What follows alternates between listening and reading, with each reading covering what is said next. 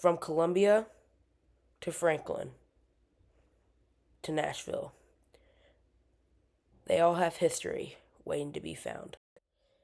So in today's video, we're actually going to be taking a step back in time and going through old photos of Columbia, Franklin, and Nashville. We'll be looking at bottlers to dealerships to the Columbia Square to downtown Nashville, Broadway, downtown Franklin, all those staple and historic places in these beautiful, beautiful towns in Middle Tennessee we'll be taking a look at.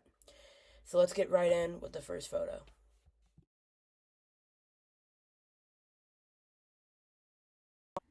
So number one, we got Coca-Cola Bottling Works in Columbia, Tennessee.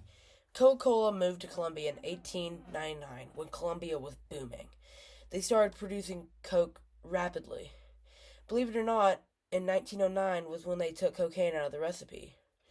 Unfortunately, I do not have one of the bottles, but I did find one at an antique mall in Goodlettsville. I'll pop a picture of that up now.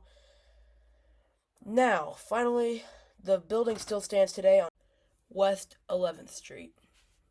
So let's go on to the next one.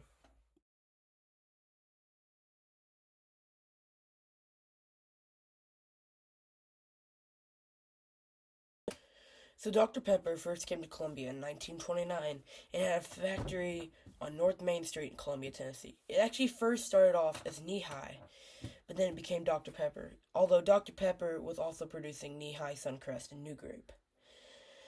Now, I actually have a piece, or not a piece, I have an entire Dr. Pepper bottle I dug up myself right here, Aqua, debossed from Columbia, Tennessee. That's really cool. Here's the thing, though, is I have not found a picture of the one that would have been on North Main. But I did find one that was in the Arts District. I found a picture of that, and it said Dr. Pepper bottling plant on it. And then I found another one that said Dr. Pepper on it. Y'all saw the first one. The first one, that's the bigger building, was in the Arts District, and the other one's not in the Arts District, and it's this little tiny little building that's still there. Both the buildings are still here. But I have no proof of the one on North Main, but I do have proof of the other two. So, either way, awesome history of this small town, Columbia, Tennessee.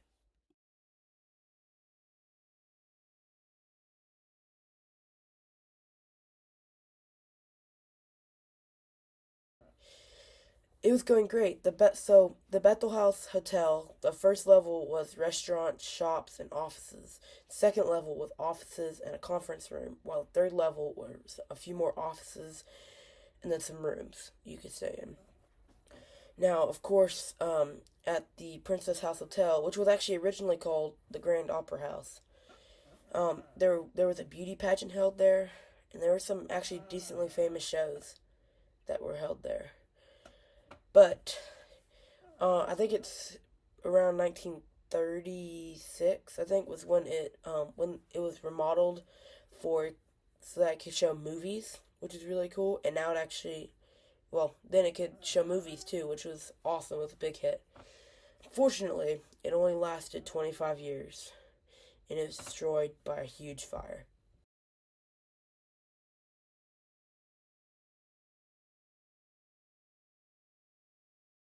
The fire completely destroyed the building, so they had to end up demolishing it. But I'll show you the picture. There is a historical marker marking the place. Let's go on to the next one.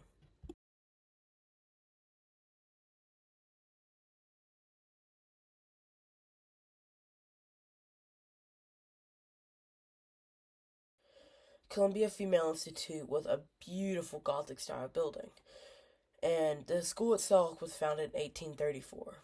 It was a formal all girls school and helped women get life skills and a formal education. It closed during the Great Depression and then actually reopened in 1959. The school was doing great after it reopened. It had plenty of students and was making plenty of money. But then disaster struck.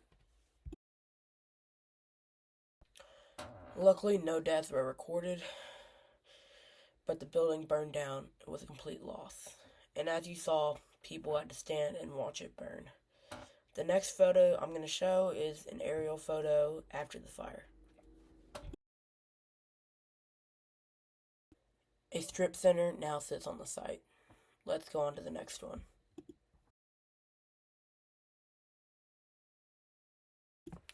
Alright, here we have the old Chamber of Commerce in Columbia. Then here we have the Gordon's Fire that happened in 1945. Downing Chevrolet at night after it first opened. Same thing, we have Jim Andrews Feed and Seed right here. And then over here we have a picture of the square from Bethel House Hotel. That's the grand opening of Downing Chevrolet. That is the second courthouse. There's a Goodyear store right there. That building is no longer there. That's pretty cool. There's a Ford dealership, and if you look at the back, you see that boarded up building. That was a Goodyear store. That's where Square Market Cafe is now. There's another picture looking from Princess Theater down. The 3-story building is still there today, but the other 2 have been burned. There's a Rexall drugstore. That's now where Southern Exposure is. There's some displays on the building. There's another picture of those displays. Here was this is on towards where the Goodyear store was. There's the grocery store burning. There's some Mule Day stuff. We're going to see a lot of Mule Day stuff here. There's Mule Day. You can see Martin and Vaughn in the background in Chaffton Bros Grocery. Here's some more Mule Day stuff. More Mule Day. There's a Buick dealership that has since been torn down. There's a painting based off this picture. And then there's the courthouse.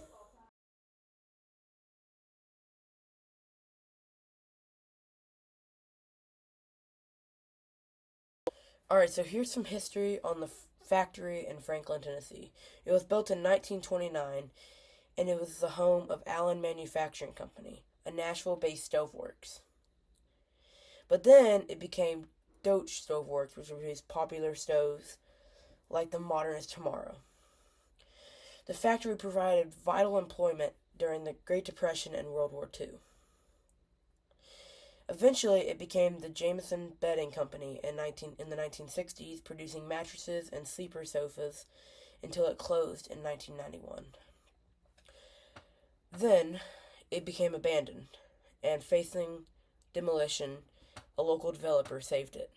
And now it is one of the greatest places to be in Franklin. It's full of shops and stuff like that, restaurants and all this stuff. It's a great place to be. Yeah, so let's go on to the next one.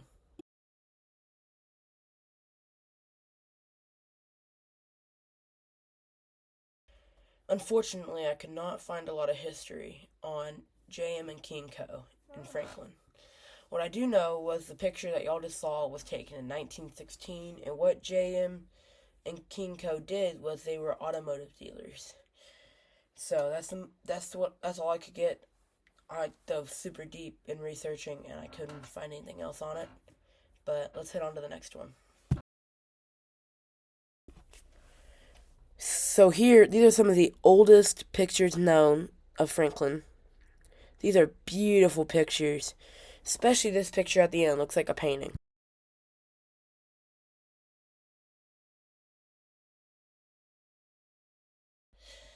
Nashville Brewing Company was founded in 1851, becoming the city's oldest brewery. During the Civil War, product production ceased and then restarted in 1861. Then in 1890, it was renamed William Gerst Brewery before becoming Nashville Brewery again. And then Nashville Brewery unfortunately closed in 1959. So Vanderbilt, the college in Nashville, is actually working on going to do an archaeological dig there, hunting for the bottler dump. Bottler dumps are where if there was a small crack or an error in the bottle, they threw it out. So there may be the mother lode of bottles there, and we would have no idea. Alright, let's go on to the next one.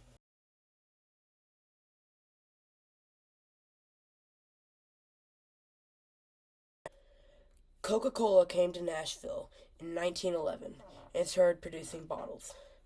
One of the earliest known Coca-Cola bottles in Tennessee is actually amber, which would be really cool to have up on my shelf. Maybe I'll dig one soon. But the building is still there on Church Street in Nashville today. Now, it was a brick industrial warehouse and ended up becoming like a mechanic and stuff. But It was Coca-Cola. It was bottling Coca-Cola, which is really cool. Coca-Cola in Tennessee actually started out in Chattanooga, which is pretty cool. But yeah, let's head on to the next one.